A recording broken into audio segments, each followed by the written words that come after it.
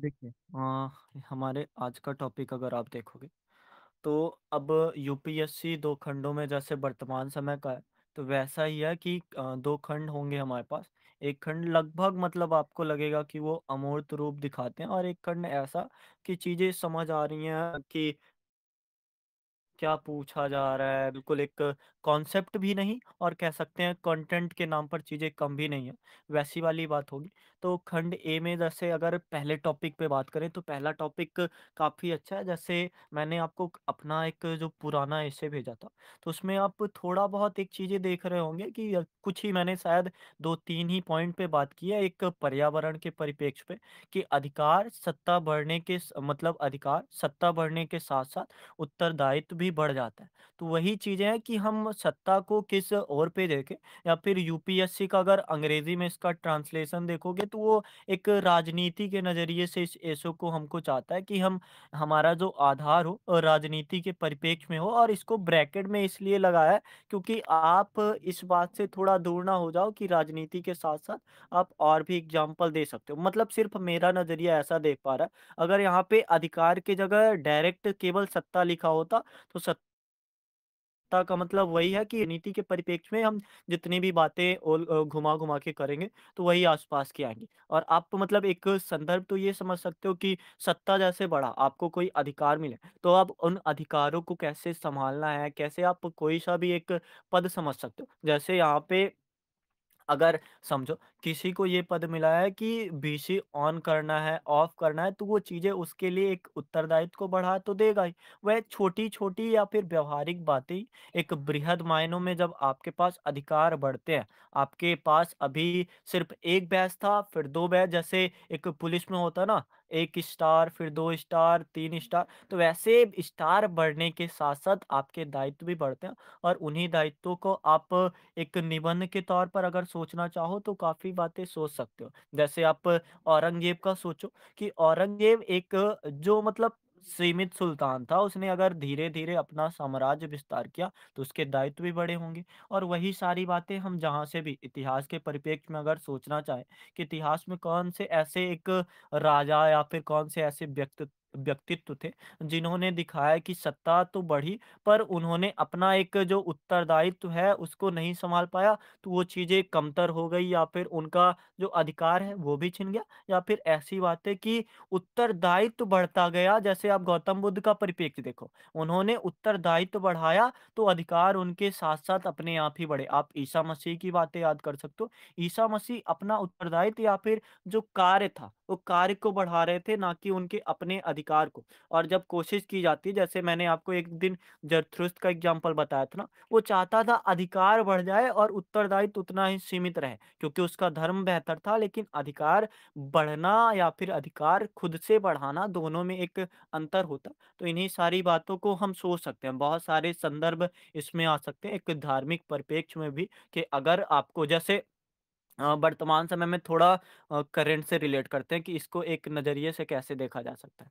अभी क्या हुआ था जैसे ये दिल्ली पे लाइब्रेरी में भर गया था पानी और उसमें लोग अपेक्षा कर रहे थे कि जो हमारे एक ऑनलाइन ट्यूटर हैं या फिर हमारे रोल मॉडल है, चाहे अवध ओझा सर हों, चाहे विकास दिव्य कीर्ति सर हों, खान सर हों, ये हमारा समर्थन करें। तो वही चीज़ है, जब आपका एक अधिकार बढ़ा है कि आप एक केवल ऑनलाइन में सीमित लोगों के गुरु नहीं हो। अब आप एक शिक्षक के तौर पर विश्व या फिर भारत के कम से कम शिक्षक बने हो, तो आपसे एक अपेक्षा की जाती है कि आप हमारा साथ दो। तो उनका आप देख सकते हो कैसा विरोध किया गया था या फिर आप अपने न्यायालय का देख लो या फिर अगर एक प्रधानमंत्री है, तो उसका अधिकार आप देख लो कि अधिकार बा तो हम उससे उम्मीदें ज़्यादा करेंगे। प्रधानमंत्री नरेंद्र मोदी का आप सोच सकते हो, पहले अगर वो सीएम थे, तो वो अपने गुजरात राज्य के बस क्षेत्र में जितनी चीज़ें उसको बेहतर करना चाहते थे। लेकिन जब वो प्रधानमंत्री बने हैं तो उनका एक दायरा भी बड़ा ही होगा वास्तव तौर पर।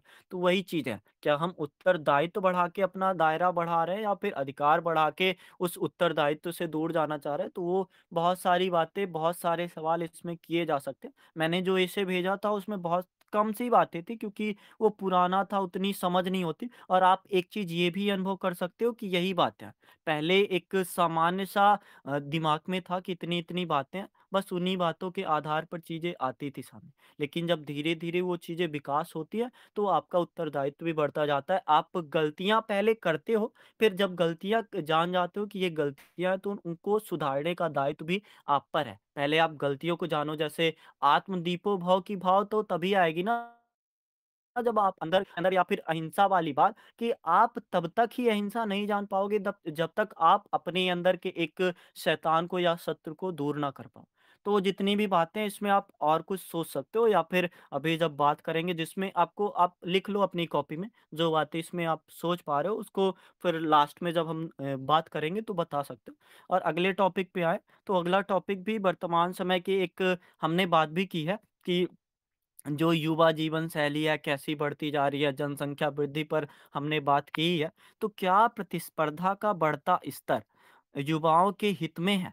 तो युवाओं के हित में अक्सर अगर देखोगे तो प्रतिस्पर्धा अगर बढ़ रही है एक सकारात्मक तौर पर, तो युवा कोशिश करेगा आगे से आगे बढ़ने की। जैसे आप ये पौधों से हम थोड़ा सीख सकते हैं कि जैसे पौधे अगर एक अंधकार में रखे हुए हैं, या फिर पौधे को सूर्य का प्रकाश नहीं मिल रहा, तो उसके लिए एक चुनौती तो है, लेकिन वो कोशिश करेगा, उसकी पत्तियाँ कोशिश करेंगी कि कैसे भी झुक निकल के, कम अवसर के होने के बावजूद भी, जैसे एक दिन हमने बातें भी की थी, कम अवसर जब होते हैं, तो कैसे इंसान अपने आप को महान बनाता है, और बहुत से ऐसे एग्जाम्पल मिले हैं, जो मतलब प्रतिस्पर्धा बढ़ा है या फिर कम अवसर हुए हैं, और एक भाव होता है ना, इट्स मी वर्सेस मी। जब एक ऐसा वाला भाव आ जाता है, तो ये प्रतिस्पर्धा वास्तव में सकारात्मक रूप में बदल जाती है। और प्रतिस्पर्धा के बदलने में अगर हम मानव होना छोड़ दें, जैसे कल या परसों हमने एक क्या बात की थी कि जो बदलाव हम दूसरों में देखना चाहते हैं, तो पहले खुद में। तो अगर हम सहयोग वाला भाव एक प्रतिस्पर्धा के वर्तमान दौर में, जब एक रोजगार के लिए या फिर मारामारी के लिए, या फिर कहें कि भौतिकतावादी समाज में आगे बढ़ने के लिए, या फिर आप प्रधान या फिर सत्ता के लिए प्रतिस्पर्धा देख लो, या फिर आप नौकरी, तो ठीक है, सबसे पहली चीज़ें तो नौकरी ही इसमें दिखती। उसके अलावा भी चीज़ें आप देख सकते हो कि कैसे अ, वॉइस नहीं आ रही क्या मेरी? हेलो? वॉइस आ रही है सर। इससे आप पहले रिकॉर्ड। कट रही थी। Okay, okay.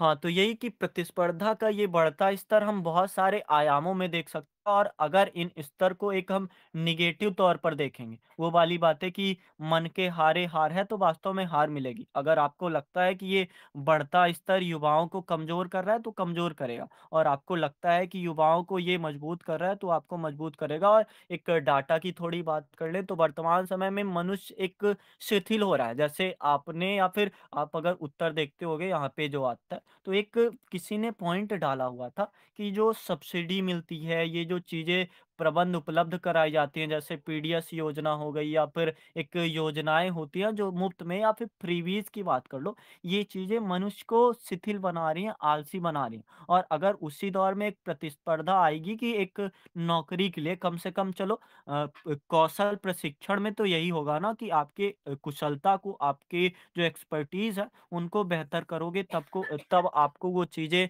प्राप्त होंगी। तो उन सारी एक बातों को हम एक बहुआयामी तरीके से सोच सकते हैं कि वास्तव में हित में है, क्योंकि देखो यूपीएससी क्वेश्चन मार्क लगा के रखा है। पहले आप देखते होंगे, मतलब एक हिंट वाली चीज़ है ना कि यूपीएससी ने क्वेश्चन मार्क लगा के रखा है, और क्वेश्चन मार्क में तो यही होता है ना कि हित में जितने सकारात्मक पक्ष में बातें होंगी, तो बताएँगे कि प्रतिस्पर्धा का बढ़ता स्तर वास्तव में ऐसा ही है कि एक अगर बंदर है और 2 बंदर में केले के लिए झपट हुई, तो बंदर अधिक से अधिक उछलने के प्रयास करेंगे। तो वैसे ही बातें हैं कि अगर प्रतिस्पर्धा का स्तर है, तो हित में तो है। लेकिन ये वाली बात होगी कि केले एक ही है, बंदर हज़ार हैं, तो फिर ऐसी प्रतिस्पर्धा, मतलब आपको और केले लाने चाहिए। वही वाली बात है हमारे दिमाग में मानसिकता कि क्या ये प्रतिस्पर्धा का बढ़ता स्तर एक डिस्टोपियन लेवल पे आ गया है, या फिर बहुत ही निम्न स्तर पर पहुँच चुका है कि अब इंसान प्रतिस्पर्धा नहीं कर रहा है, अब इंसान झड़प कर रहा है। और प्रतिस्पर्धा, झड़प या फिर नकारात्मक प्रतिस्पर्धा, सब में एक अंतर या फिर दूरियां हैं। तो वही चीजें कि अगर प्रतिस्पर्धा का सकारात्मक स्तर होगा, जैसे रोजगार के क्षेत्र में चीजें बेहतर हों, और रोजगार देने के लिए वो जो प्रशिक्षण का क्षेत्र हो वो बेहतर हो, समावेशी विकास की हम बात करें, सतत पोषणी विकास की बात करें, तो वो सारी चीजें अगर बेहतर हो, अगर विकसित देश की बात कर रहे हैं, तो ये ऐसी चीजें नहीं कि सारा बोझ हमारे पर ही है कि जलवायु परिवर्तन के लिए हम थोड़े ज़िम्मेदार बने, कोयला का निर्वहन कम करें, तो ऐसी प्रतिस्पर्धा वास्तव में होगी नहीं जब तक एक समानता वाला रूप सामने आएगा नहीं। जब एक बराबर लाइन में दो लोगों को या फिर दो देश आप समझ लो, बराबर लाइन खींच के दो देशों को अगर दौड़ाया जाए तो वास्तव में वो रियल प्रतिस्पर्धा होगी और ऐसी प्रतिस्पर्धा का फायदा होता है। आप थोड़ा मतलब एक मीम्स या रील्स वगैरह देखते होगे तो आपने देखा होगा प्रतिस्पर्धा का ऐसा स्तर भी कि जहाँ 2 लोग रेस कर रहे हैं, पर पहला अगर थक गया है तो उसकी मेहनत के लिए उसको सपोर्ट कर रहा है, और ये सपोर्ट वाला ही मैटर हमको चाहिए कि ये युवाओं को अगर हित में करना है तो थोड़ा साथ-साथ चलते हैं ना। तुम्हारा रास्ता अलग ना हो सही, लेकिन अगर साथ-साथ चलेंगे, जैसे वर्तमान समय में हमको और अपने को देख लो, साथ-साथ ही मेहनत कर रहे हैं, चीज़ें बेहतर हो रही हैं, तो कम से कम एक वैसी वाली स्थिति तो नहीं है कि प्रतिस्पर्धा नकारात्मक रूप में। एक समावेशी एक डिजिटल दौर में आप देख ही सकते हो कैसे सहयोग भाव पहले जो था कि बिना दिल्ली गए, बिना एक जो भी जगह होती थी, वहाँ गए ये प्रतिस्पर्धा का स्तर साथ-साथ नहीं हो पाता था। लेकिन वर्तमान समय में ये जो बढ़ता स्तर है, बढ़ती टेक्नोलॉजियाँ हैं, तो इसके कारण ये स्तर बेहतर हुआ है।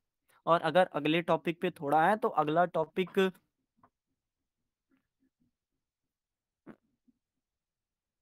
आगे टॉपिक पे बातें करते हैं। 1 सेकंड। अगला टॉपिक आया जाए, क्या मानकीकृत परीक्षण शैक्षिक योग्यता या प्रगति का बढ़िया माप है? मतलब एक जो हमारी योग्यता है, कल हम एक टॉपिक आपको याद है? कल सामने था कि जीडीपी बढ़ने से कुछ होगा नहीं, वास्तव में जीडीएच बढ़ना चाहिए, मतलब एक स्वास्थ्य या फिर खुशहाली सूचकांक में हम बेहतर करना चाहेंगे। तो ये चीज़ें वही पूछ रहा है कि एक शैक्षिक योग्यता या प्रगति के लिए जो मानकीकृत परीक्षण है, मतलब मानक की देखा जाए कि आप अंक के आधार पर अधिक नंबर ला रहे हो या फिर आप गुणवत्ता के आधार पर अधिक नंबर ला रहे हो। दोनों चीज़ों में भिन्नताएँ हैं। अंक के आधार पर वैसा भी आ सकता है नकल से या फिर फर्जीवाड़े से, जैसे वर्तमान समय में आप देख ही सकते हो कैसे एक पेपर लीक हो जा रहे हैं या फिर जो भी चीज़ है। तो अगर ये शैक्षिक योग्यता का हम परीक्षण करें या फिर प्रगति जो हम आगे बढ़ रहे हैं, उसका एक मानकीकृत परीक्षण हो कि उसमें मानक सेट किए जाएँ कि इंसान, जैसे हमारा अभी एनईपी जो 2020 है, इसकी थोड़ी बात कर लें। एफएलएम सेट किया गया है कि अगर दूसरे कक्षा का विद्यार्थी 1 मिनट में 55 शब्द पढ़ के समझ लेता है, तो वास्तव में उसकी एक समझने की दक्षता, ये मानक परीक्षण ही समझ लो, समझने की दक्षता बेहतर है, तो वो उस एप्टीट्यूड जो आप गणित समझ लो, इंग्लिश समझ लो या फिर जो भी भाषा है, तो उसको समझने में उसकी दक्षता इस काबिल होगी। तो आप पहले एफएलएम को बढ़ाने का प्रयास करो। जैसे मैं बताऊँ, अगर मैं इस चीज़ को जब तक नहीं जानता था कि एफएलएम क्या है, तो मैं कोशिश करता था कि मैथ पढ़ा दूँ, वो पढ़ा दूँ, लेकिन वर्तमान समय में जब मुझे पता चला कि बच्चों का एफएलएम मजबूत होना ज़्यादा बेहतर है, तब अब वर्तमान समय में उसकी स्थिति ज़्यादा बेहतर है। तो वही चीज़ें हैं, मानकीकृत परीक्षण में थोड़ा पेडागॉजी सीखना पड़ेगा कि एक सिखाया कैसे जाए, और उस सिखाने में थोड़ा शिक्षक की भी बातें हमको करना ज़रूरी है कि एक मानकीकृत परीक्षण एक शैक्षिक योग्यता का ना केवल विद्यार्थियों का हो, बल्कि एक शिक्षकों का भी होना चाहिए, तब जाके ये योग्यता होगी या फिर प्रगति होगी, इसका बेहतर तरीके से हम माप कर पाएँगे। और इसमें बहुत सारी बातें कंटेंट के नाम पर आप इससे 2 या 3 लिख सकते हो, जिसमें हमने एजुकेशन पर बहुत सारी बातें की थी, जैसे नो सिलोज ओनली सॉल्यूशन वाली बातें, या फिर बहुत लोगों ने बताया था कि हम जो पुरानी अपनी सभ्यता है या फिर पुरानी हमारी जो एक सीखने की कला है, या फिर सीखने के साधन है, उसका भी उपयोग कर सकते हैं। तो बहुत सारी बातें आप उसको मिल जाएँगी और उसमें आप एक सेट कर सकते हो। जैसे एक क्वेश्चन यूपीएससी ने ये भी किया था कि शिक्षा का मतलब ये नहीं कि साक्षर होना, तो उसकी बातें आप कर सकते हो। और इस शिक्षित होने का मतलब, एक यूपीएससी ने क्वेश्चन और किया था कि आपको संस्कार युक्त शिक्षा प्राप्त करनी होगी। तो ऐसी बातें आप थोड़ा और सोच सकते हो, जिसमें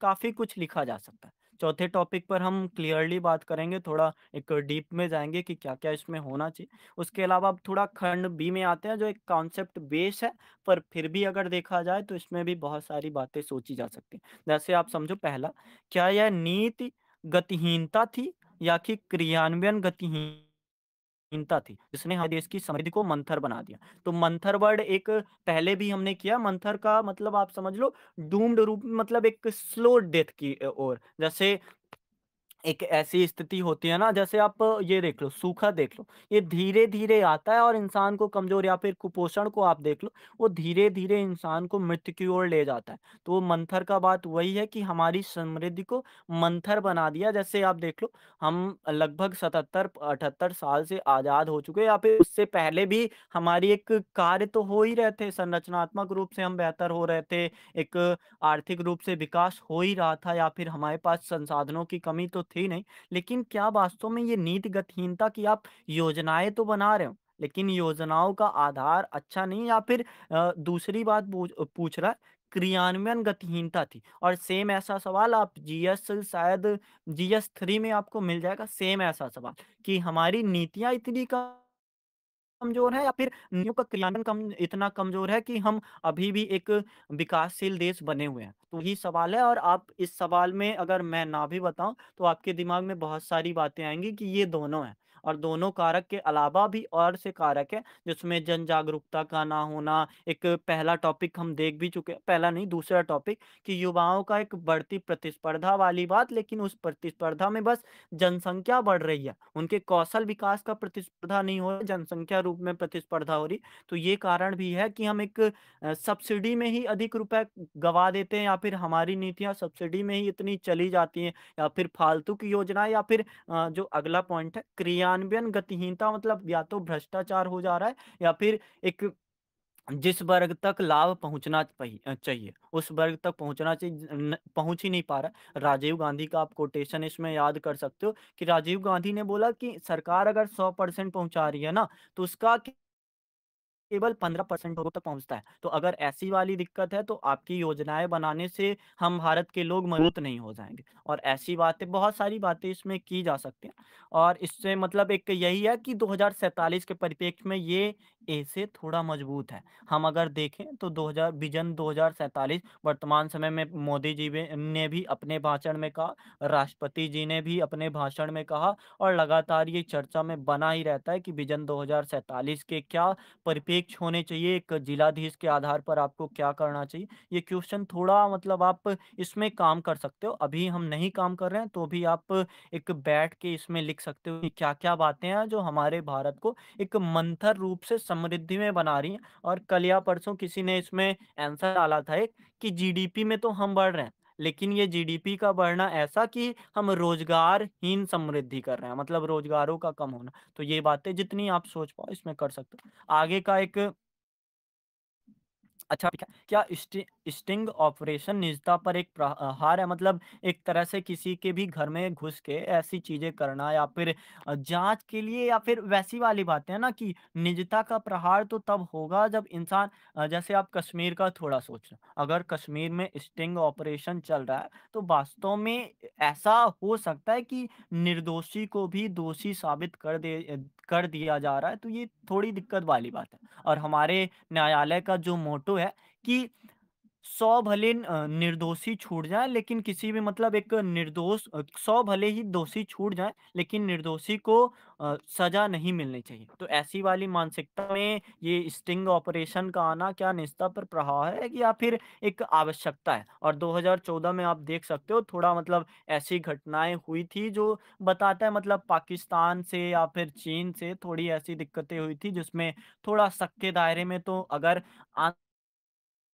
आंतरिक रूप से कहें कि हमारे देश के लोग ही आ रहे हैं, तो ये स्टिंग ऑपरेशन का होना थोड़ा मतलब मुझे लगता है कि प्रहार रूप में तो है, लेकिन आवश्यक भी है, ऐसी बात भी नहीं है। और अगला क्वेश्चन वर्तमान समय के परिप्रेक्ष्य में मुझे लगता है सबसे सॉलिड क्वेश्चन यही है कि ओलंपिक में 50 स्वर्ण पदक अभी तक, जैसे ओलंपिक एथेंस से शुरू हुआ था, ओलंपिया नामक देश से, शायद अगर मैं सही हूँ 1896 से, और अगर अरस्तू सही हैं तो उनके हिसाब से 700 ईसा पूर्व ही ओलंपिक शुरू हो गया था और बाद में बंद हो गया था। तो अरस्तू के अनुसार माने या फिर जब भी माने, अब तक अगर केवल भारतीय, और भारतीय का मतलब हम 145 मिलियन या फिर लगभग 150 मिलियन होने वाले हैं, तो उसमें केवल 41 पदक ला पाए टोटल, आप समझो 41 पदक ले आ पाए हैं, तो क्या ओलंपिक में 50 स्वर्ण पदक भारत के लिए वास्तविकता हो सकती है? मतलब एक बार की बात, आपने इतने सालों में या फिर जब से शुरू हुआ है तब से केवल 41 ला पाए हो, अभी एक-एक को सेलिब्रेशन, तो क्या वास्तव में तुम्हारे लिए ये चीज़ें वास्तविकता होंगी। और थोड़ा इसमें अगर संदर्भ देना चाहो तो कल मैं पॉडकास्ट देख रहा था मिताली राज का। उन्होंने बताया कि मैं जब इंडिया की कप्तान थी 2009 में, वो वर्ल्ड कप की कप्तान थी, तो उनको मतलब अरेंज मैरिज के लिए उनकी किसी से बात हुई। उनका पति कहता है उनको कि तुमने आगे क्या सोचा? मतलब एक इंडिया का कप्तान जो मतलब महिला टीम को आगे चला रहा है, और उससे पूछा जा रहा है तुमने आगे क्या सोचा है? और ऐसी बातें तो आती हैं कि मेडल लाती हैं बेटियाँ, ऐसा आपने कोटेशन भी सुना ही होगा।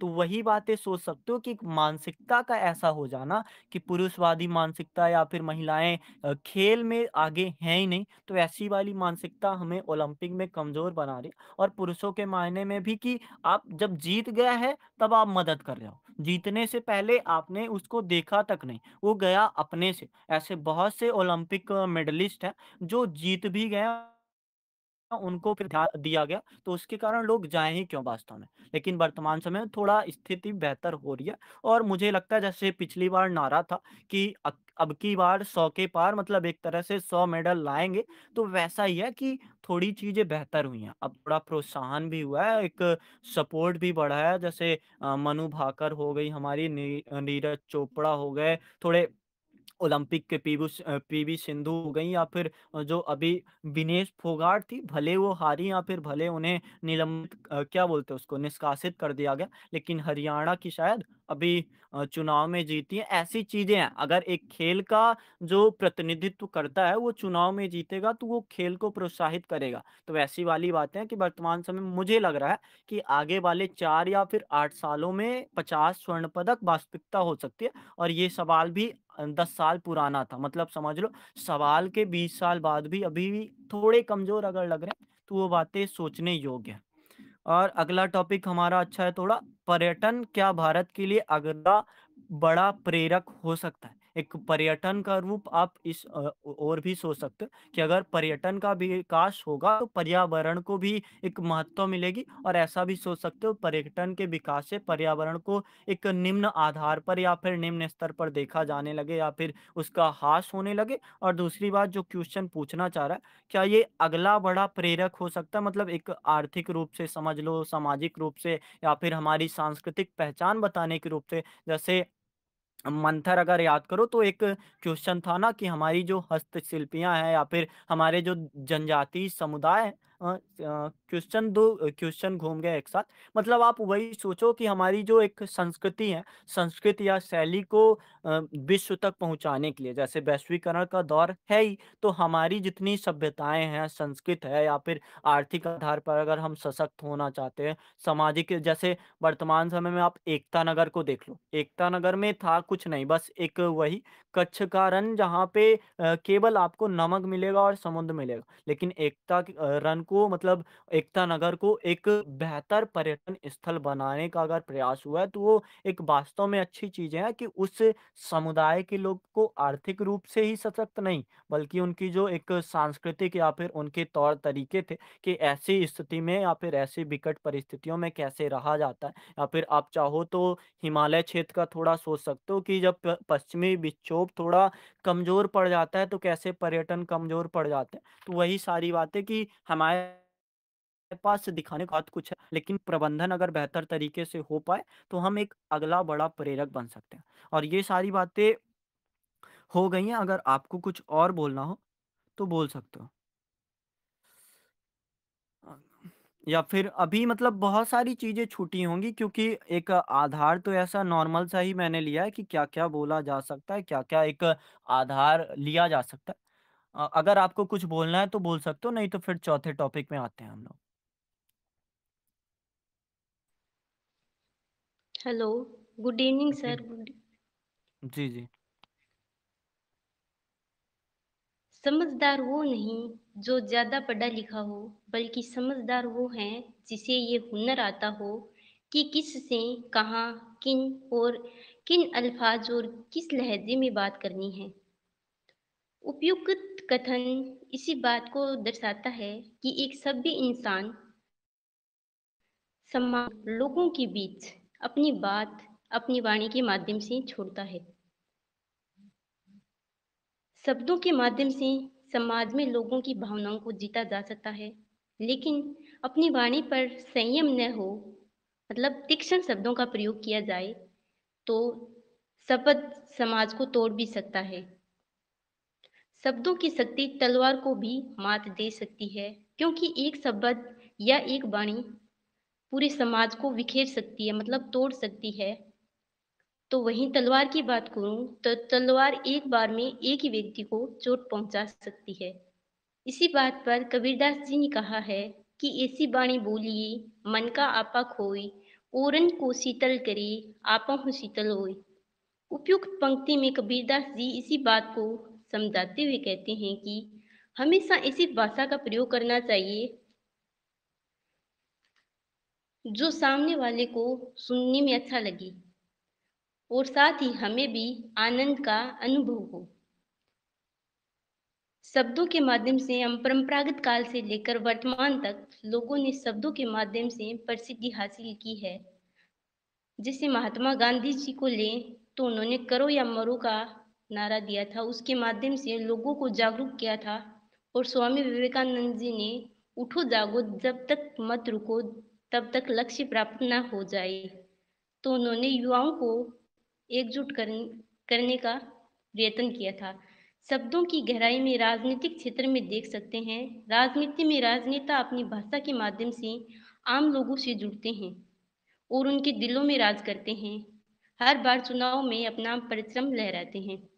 वहीं शब्दों की गहराई तीक्ष्ण हो तो विभाजन का डोरा टूट पड़ता है।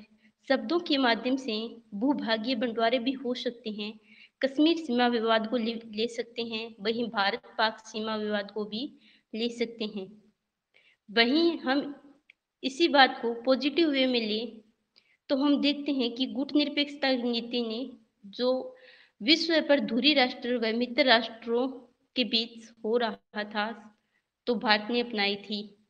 वहीं यदि हम सांस्कृतिक दृष्टि से देखें, तो छोटे छोटे स्थानों से छोटे छोटे कवि या फिर वक्ता समाज को अपनी वाणी के माध्यम से एकजुट करते हैं। और वहीं हम यदि धर्म में लें, तो अल्पसंख्यक धर्म में जिहाद नाम से एकजुट होने का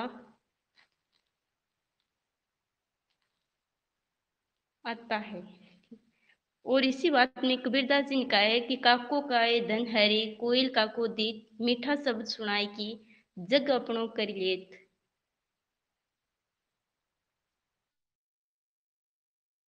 बढ़िया। और कोई बोलना चाहता है?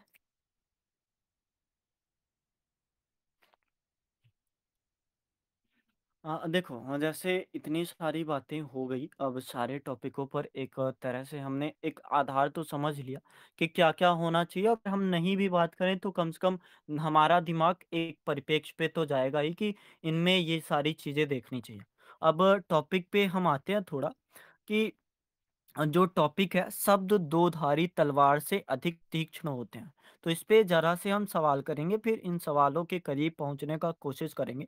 एक तरह से ये कि क्या तलवारों का काम है केवल एक बुराइयों को काटना या फिर एक अच्छाइयों को काटना? जैसे तलवार मतलब दो तरह से, जैसे अगर पेड़ काटेंगे तलवार, या फिर जो भी आप समझो, एक आधार यही ना कि अच्छा भी काम कर सकता है, बुरा भी काम कर सकता है। अगर अशोक का जो कलिंग युद्ध में तलवारबाजी हुई, या फिर जो भी युद्ध समझो, तो उस युद्ध ने क्या किया? अशोक की बुराइयों को क्या वास्तव में उसने काटा? या फिर जो भी चीज़ है, उसको थोड़ा-थोड़ा एक नॉर्मल से परिप्रेक्ष्य में लेके चलेंगे। और जैसे-जैसे आप कोटेशन दे रहे हो कि शब्द संवारे बोलिए, या फिर जो भी बातें हैं, तो उन बातों को थोड़ा परिप्रेक्ष्य में लेके चलेंगे कि हमारे शब्द वास्तव में होने कैसे चाहिए। अगर ये वास्तव में तीक्ष्ण है, या फिर आप देखो, कोई बात अरस्तू ने बोल दी और वर्तमान समय में भी अगर प्रासंगिक है, तो ये वास्तव में एक वैसी ही बात है ना कि शब्द का महत्व कितना होने वाला है। और थोड़ा यूपीएससी के नज़रिए से हम फिर से आएँ, तो यूपीएससी में भी ऐसा है कि अगर आपके शब्दों की प्राथमिकता, या फिर आपके जो विचार है, प्राथमिक तौर पे आपके उत्तरों में छप के आएँगे, या फिर इंटरव्यू में सामने आए, तो ही एक महत्व मिलने वाली है आपके आंसर को, या फिर जो भी चीज़ है, या फिर आप एक जिलाधीश जब बन रहे हो, या फिर जिस पद में आप जा रहे हो, तो उन पदों में भी उस चीज़ की आवश्यकता, या फिर एक व्यावहारिक जीवन में ले लो, तो वही चीज़ है कि हर जगह जो यही है कि यथा चितम तथा वाचो यथा वाचस तथा क्रिया, कि आपके शब्द ही हैं, जो आपके चित्त में आए वो एक बात बनेंगे और जो आपकी बातें हैं वो आपकी क्रिया में बदलेंगी। भले आप उसको करना चाहो या ना करना चाहो। तो अब थोड़ी बातें करते हैं। अगर किसी को क्वेश्चन इसमें और ऐड करना हो कि और क्या-क्या सोच सकते हैं, एक शब्द चयन की बातें कर सकते हैं। अच्छाइयों को खत्म करने वाले शब्द, बुराइयों को खत्म करने वाले शब्द, या फिर एक मिला-जुला रूप बना देंगे कि आपके ऊपर भरोसा तो कर देंगे, लेकिन भरोसा वाला रूप थोड़ा से ही होगा कि आगे हम इनको एक परखेंगे, जाँचेंगे, या फिर आपके शब्द आपका निरीक्षण करने के लिए भी एक वैसे ही रूप में आते हैं। तो और आपको कोई एक सवाल लगता है जिसमें इसमें बातें की जानी चाहिए, तो कर सकते हो। लिखता हूँ आपके जैसे तुरंत बनता है। कोई और सवाल अगर होना चाहता है तो बता सकता है।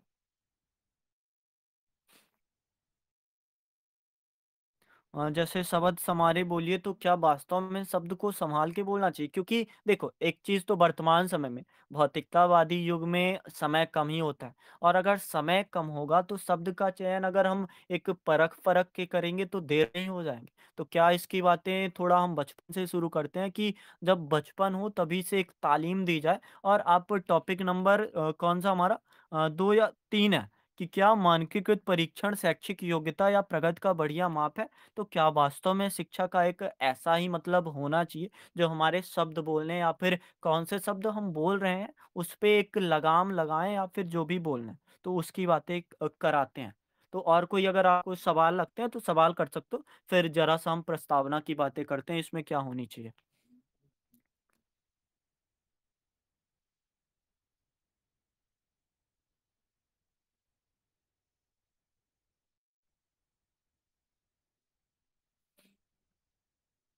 कोई और सवाल होने चाहिए अगर तो बता सकते हो, नहीं तो फिर इंट्रो की बातें हम करते हैं, किसमें क्या इंट्रो होनी चाहिए बिल्कुल सटीक। जैसे आज एक ऐसे भी आया हुआ है सेम टॉपिक से रिलेटेड, तो उन्होंने बढ़िया मतलब आप उसका इंट्रो देखो। रहीम दास प्रजापत जी आप हो? आपको वो कोटेशन याद है कौन-सा था?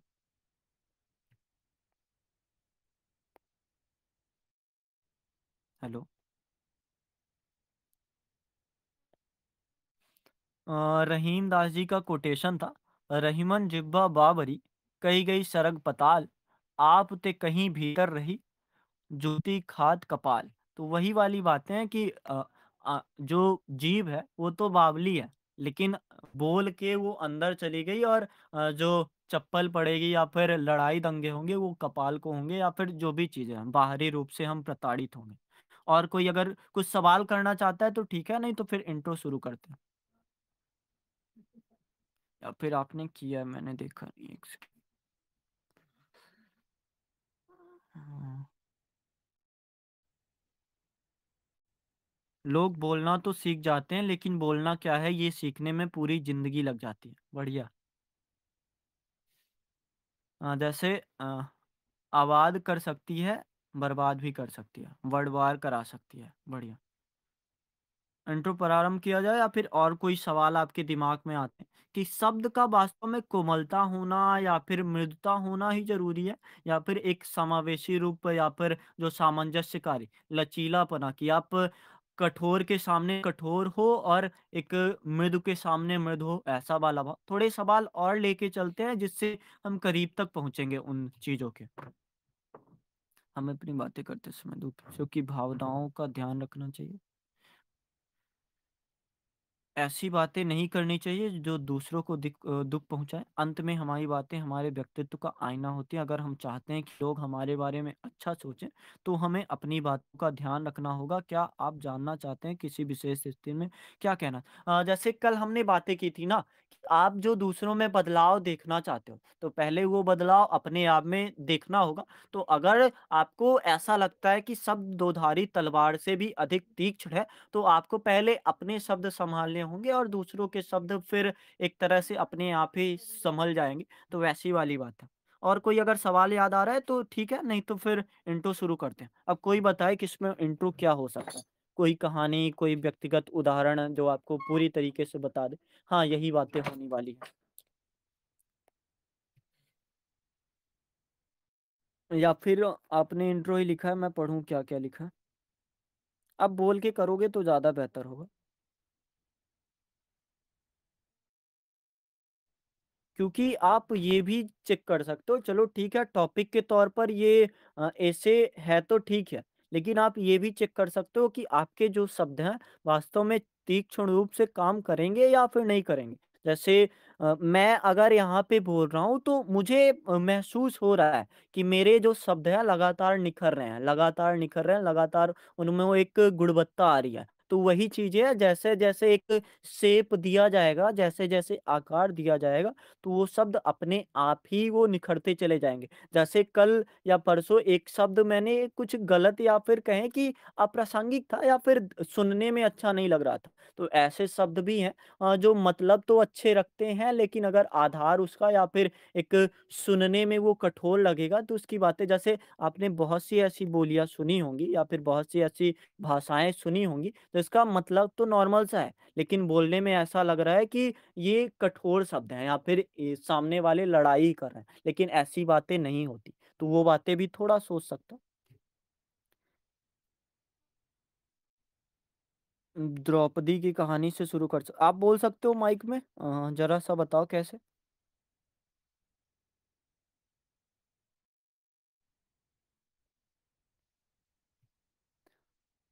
गांधी जी के अहिंसा के सिद्धांत पर आधारित अपने विचारों को शब्दों के माध्यम से दुनिया भर में फैलाया और ब्रिटिश शासन के खिलाफ एक बड़े पैमाने पर आंदोलन का नेतृत्व किया गया। अगर मैं चाहूँ ना तो मतलब एक 3-4 नज़रिए हो सकता है। एक तो अगर विज्ञान के परिप्रेक्ष्य में थोड़ा देखना चाहूँ, तो एक होता है द्रुतगमिता का सिद्धांत, कि आप बता सकते हो कि आप शब्द तो आपने बोल दिया, लेकिन वो शब्द हैं ब्रह्मांड में घूमते रहेंगे। वो वैसी वाली बात है कि आपने शब्द तो बोल दिया, ना तो कुछ सोचा, ना तो कुछ समझा, लेकिन वो द्युतगमता का सिद्धांत हो या फिर एक व्यावहारिक रूप हो, वो शब्द आपके असर बरसों तक या फिर आदि काल तक या फिर अनंत काल तक करते रह जाएँगे। ऐसा भी आप एक सामान्य-सा दृष्टिकोण बता सकते हैं।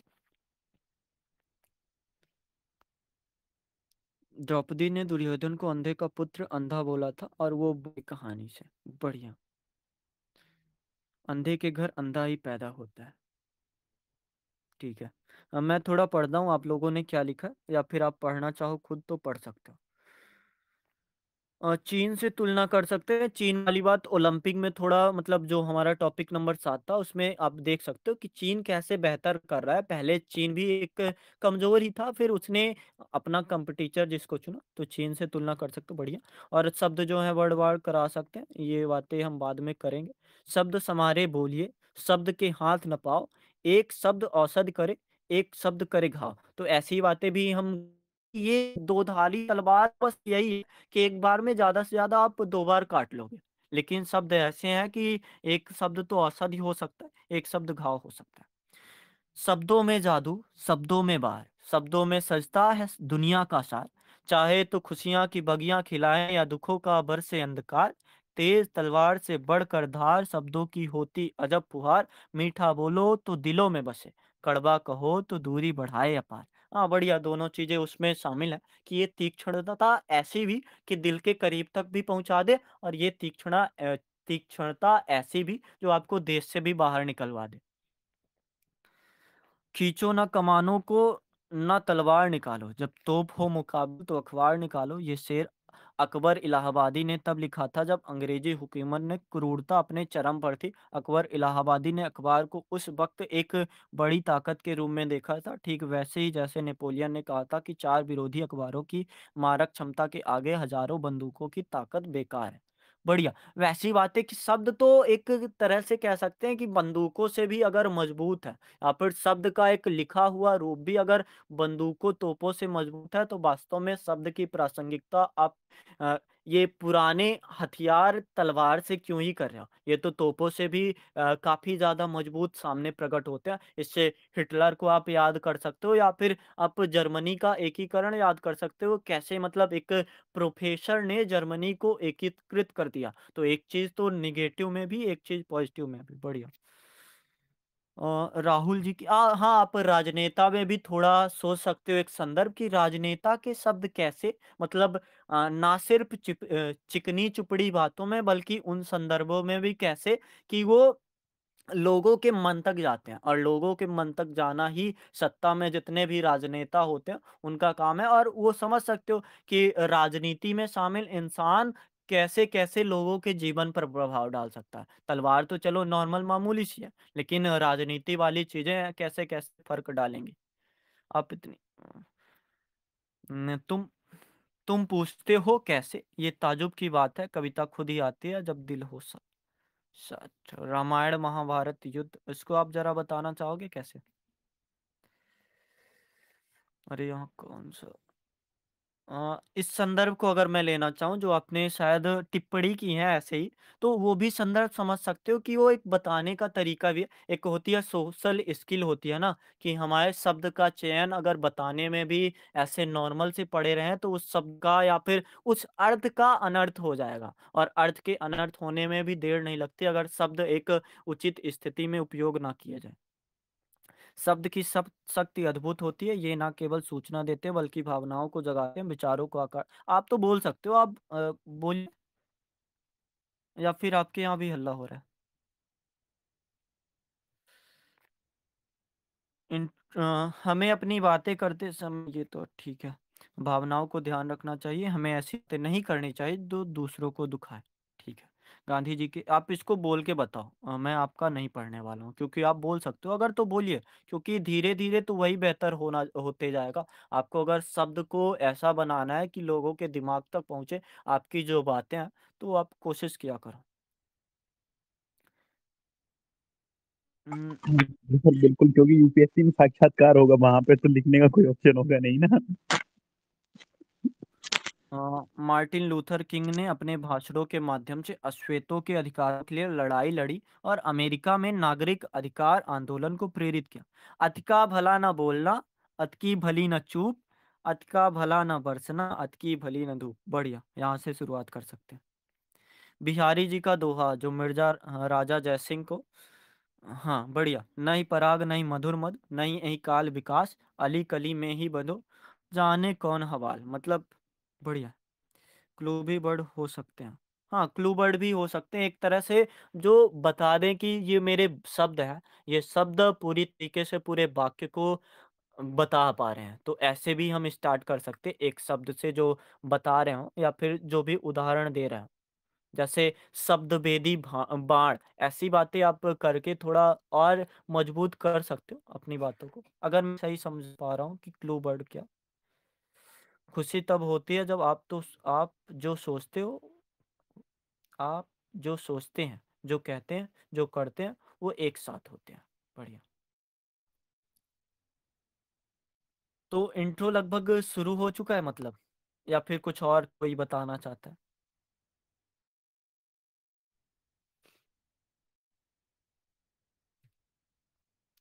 लॉकडाउन एक शब्द ही था, बहुत परेशान किया। बढ़िया। करंट से भी जोड़ सकते हो। बढ़िया है।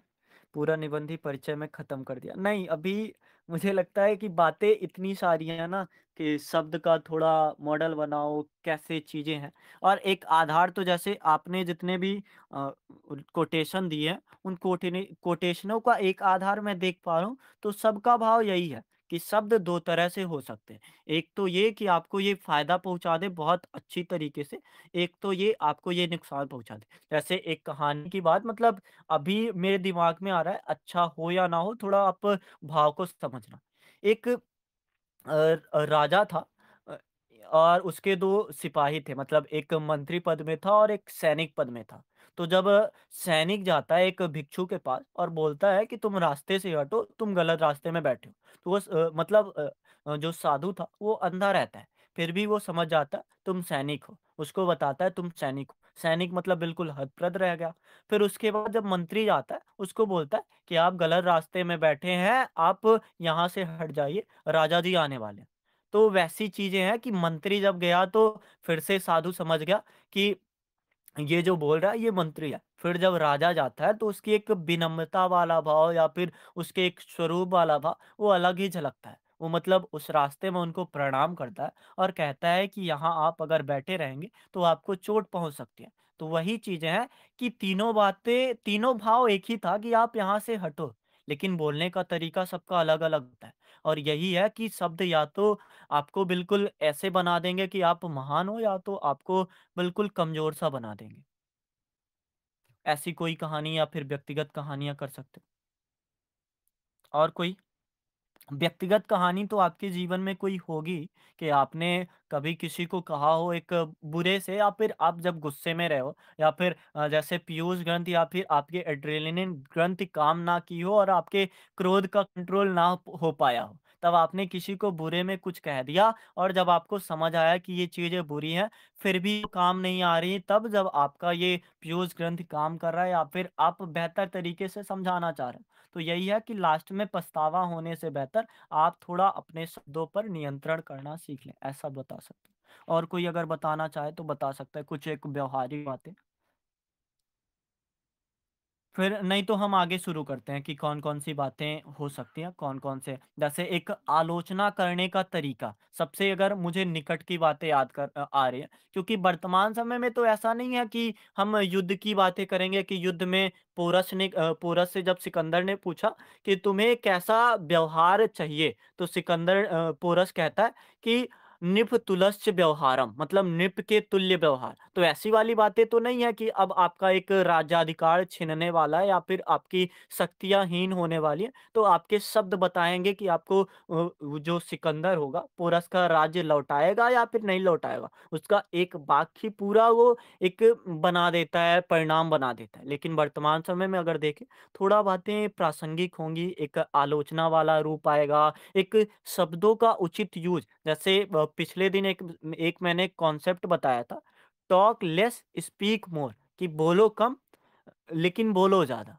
वैसी वाली बातें हैं कि आप अगर कम शब्दों का प्रयोग करके भी ज़्यादा बोल पा रहे हो, तो वो बातें वर्तमान समय में थोड़ी प्रासंगिक लगेंगी। अगर आपके शब्दों में एक वो बात भी आती है ना कि एक सीधा पेड़ सबसे पहले काटने के लिए चुना जाता है। तो क्या अगर हमारे शब्द बिल्कुल सीधे होंगे, बिल्कुल मृदु होंगे, तो हमारा जो लोग हैं या फिर एक भौतिकतावादी समाज है, क्या हमारा एक लाभ उठा लेंगे या फिर हमें थोड़ा लचीला या फिर टेढ़ा भी होना ज़रूरी है? एक अहंकार वाला भाव कि आपके शब्दों में ज्ञान तो आ गया मतलब ज्ञान रूपी बातें तो आपके दिमाग में आ गई, लेकिन फिर भी अभी आत्ममुग्धता भरी हुई है, अहंकार भरा हुआ है, तो वास्तव में वो फिर आपको एक महान तक नहीं पहुँचा पाएगा क्योंकि एक टॉपिक हमने ऐसा भी किया हुआ है कि महिमा की राहें कब्र तक और अगर महिमा की राहें कब्र तक ले जानी है तो आपको वास्तव में अपने शब्द का नियंत्रण ऐसा ही करना होगा एक समावेशी रूप के कि अच्छा भी हो और थोड़ा कठोर भी हो, ऐसा नहीं कि सब लाभ उठा पाएँ।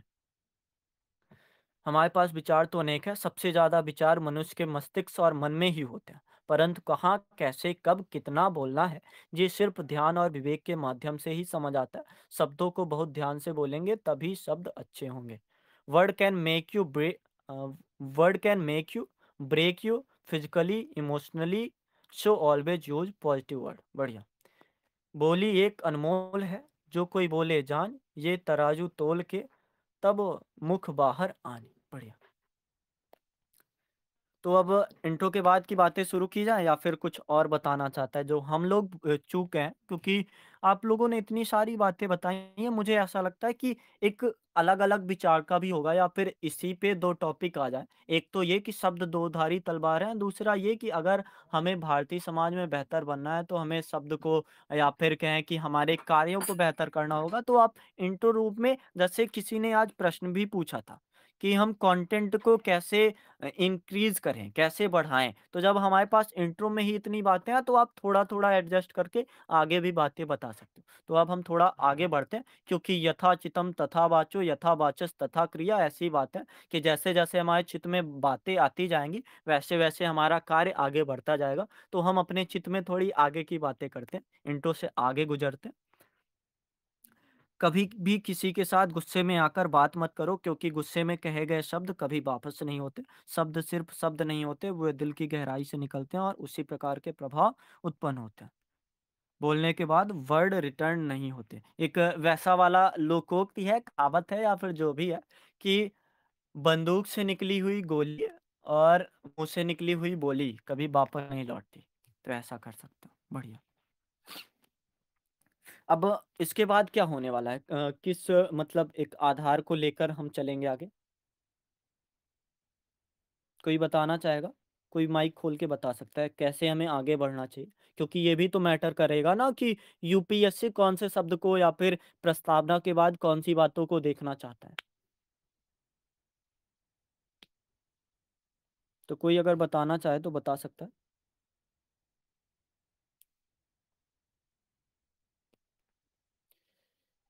अब मतलब 2 पार्ट में बाँट सकते हैं या फिर ऐसा कर सकते हैं एक सकारात्मक, नकारात्मक रूप को। मतलब एक तरह से अच्छाइयों को ख़त्म कर सकने वाले शब्द और दूसरा बुराइयों को ख़त्म करने वाले या फिर अच्छे को और अच्छा बना देने वाले, बुरे को और बुरा बना देने वाले। ये पूछ रहा हूँ कि कैसे शुरू करें? कि एक-एक पक्ष लेके शुरू करें या फिर सकारात्मक, नकारात्मक दोनों को लेके चलें? तब बताएगा ना कि वास्तव में ये तीक्ष्णता कितनी तीक्ष्ण है। एक तीक्ष्णता ऐसी कि आप किसी राजा को बोल रहे हो कि ये तुमने गलत किया है। मतलब एक राजा को जैसे बीरबल वाली कहानी आप याद कर सकते हो। राजा को जब बीरबल ने बोला कि जो होता है अच्छे के लिए होता है, लेकिन वो उचित समय नहीं था। तो ऐसी बातें पूछ रहा हूँ कि क्या हम इन डायमेंशन को साथ में लेकर चलें या फिर अकेले-अकेले चलें कि एक नेगेटिव रूप में शब्द का तीक्ष्णता देखें फिर पॉजिटिव रूप में? दोनों सही रहेंगे, है ना? साथ-साथ लेके चलते हैं जिससे माइंड में बातें भी क्लियर रहेंगी और हमारा थोड़ा फ्लो देखने में अच्छा लगेगा। जैसे आप आचार्य हजारी प्रसाद द्विवेदी को देखते हो तो वही करते हैं, वो साथ-साथ बातों को ले चलते हैं।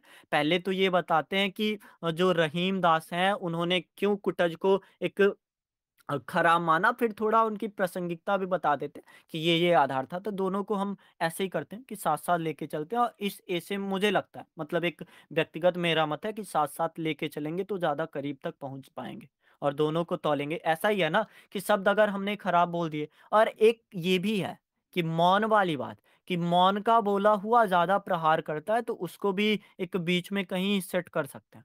तो ठीक है, आगे चलते हैं। अब बताइए आप कि क्या हमारा एक कौन से टॉपिक को लें? जैसे स्वामी विवेकानंद से लेते हैं। स्वामी विवेकानंद का शिकागो वाला आप थोड़ा ध्यान में रखो कि स्वामी विवेकानंद सिर्फ़ एक बोला था, बहनों और भाइयों, लेडीज़ एंड जेंटलमैन।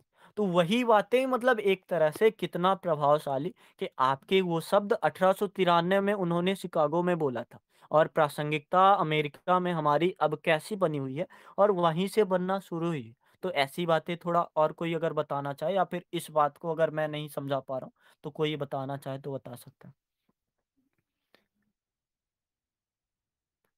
ज्योतिष राजा आपका सारा परिवार आपके सामने ही मरेगा। राजा इसे फांसी की सजा दे दो। दूसरा समझदार ज्योतिष राजन आप अपने परिवार में सबसे लंबी आयु जिएंगे। राजा इसे उपहार दिए जाए। बढ़िया। और एक बात ये भी कि आप शब्द का चयन भी अच्छा कर रहे हो, फिर भी ये दिखा रहे हो कि एक हँसने वाली इमोजी थोड़ा मतलब वैसा कि बातें इतनी अच्छी होने के बावजूद भी कमज़ोर लगती हैं। तो वही है, शब्द का चयन ही है यहाँ भी आप देख सकते हो। कोई आप पूछ सकते हो यहाँ पे जितने भी लोग हैं, आपके मतलब मैंने देखा है कि वो थोड़ा कमज़ोर हो ही जाता है। मतलब एक प्रासंगिकता कि आप अगर विवाह के अवसर में भी गाली भी देते हो ना, तो वो चलता है। लेकिन अगर थोड़ा एक सीरियस अवसर है या फिर जो भी अवसर, वहाँ पे आप हँसी-मज़ाक करोगे तो वो बातें कमज़ोर बना ही देंगी। तो ऐसा उदाहरण आप व्यक्तिगत तौर पर भी समझ सकते हो। मैं मतलब आलोचना नहीं कर रहा, बस एक दिखाने का प्रयास कर रहा हूँ कि यहाँ से भी हम बहुत सारी चीज़ें सोच सकते हैं, बहुत सारी चीज़ें समझ सकते हैं। अगर मैं बार-बार वही बातें दोहराने लगूँ तो मेरे शब्द अच्छे होने के बावजूद भी कमज़ोर होते दिखेंगे। तो ये बातें भी हैं। और कोई? कुछ कोई बोल सकता है अगर तो बोले।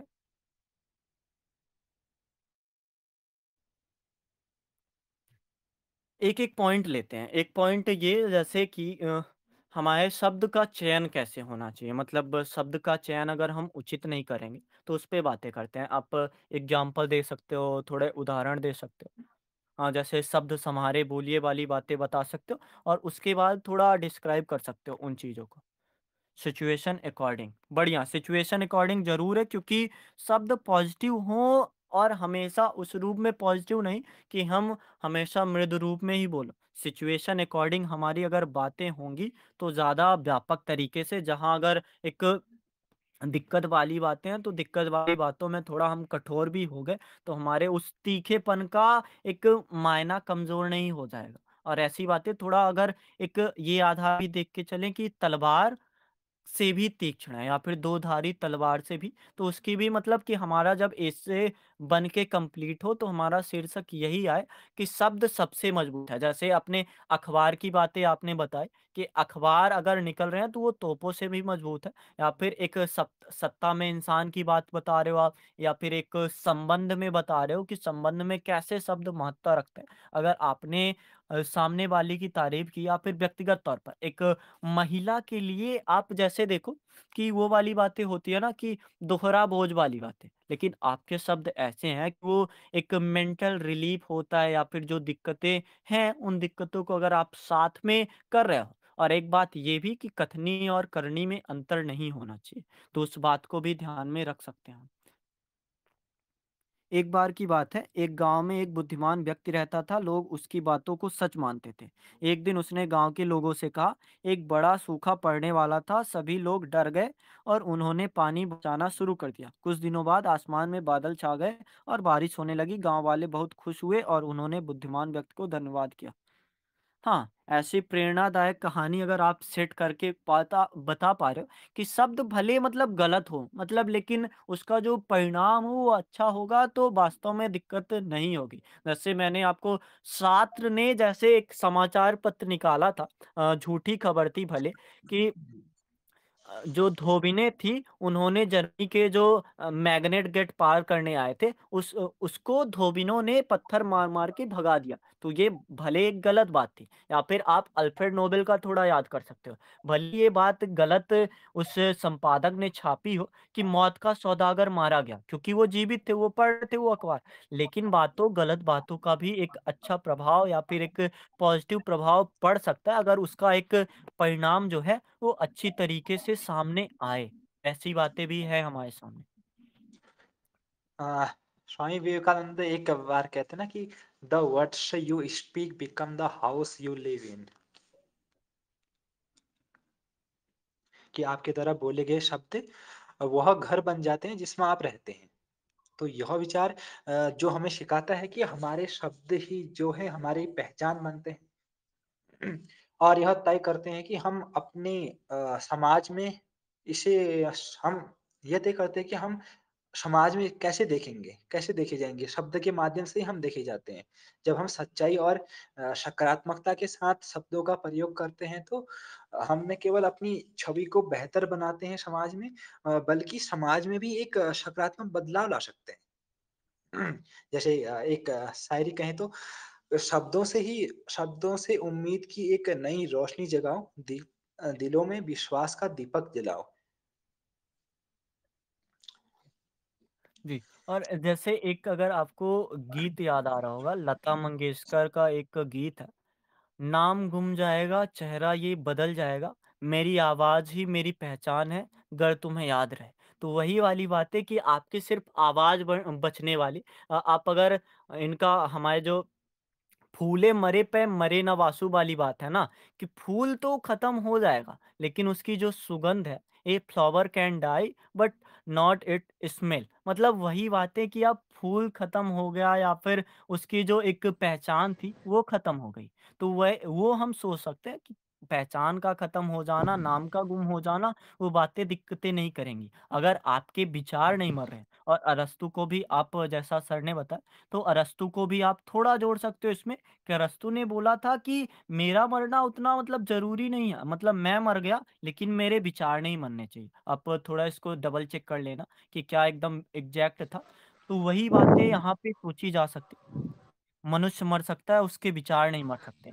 कोऊ न रहा, जग रही कहानी। केवल कहानियाँ बचती हैं और कोई कुछ नहीं बचता। मतलब आपने अगर पद्मावत पढ़ा होगा, पद्मावत ही है या फिर कोई और है? हाँ, शायद पद्मावत ही है। तो उसमें आप वो भाव देख सकते हो। कहा जाता है कलम तलवार से भी शक्तिशाली होती है, बढ़िया। और तलवार अगर बार-बार आप थोड़ा यूज़ करोगे तो लगेगा शीर्षक हाँ, करीब बचा। और ये शायद अ शिक्षा वेपन ऐसा कुछ किसी ने बोला था सर। मैं हाँ बोलिए आप, मैं कब से बोल रहा हूँ, बोलिए। सर जैसा कि आपने सॉन्ग के विषय में बताया कि कोई गाना बातों को लेकर है, तो सर एक और भी तो गाना है, बातों को तेरी हम भुला ना सके। ये भी गाना सर इस पे फिर किया, हाँ, रखा जा सकता है। और सर यही नहीं कि हर समय अपनी बातों को कहने के लिए शब्दों का ही प्रयोग किया जाए। कई बार हमारे द्वारा किए गए कृत्य भी कई प्रकार के शब्दों को व्यक्त कर सकती है।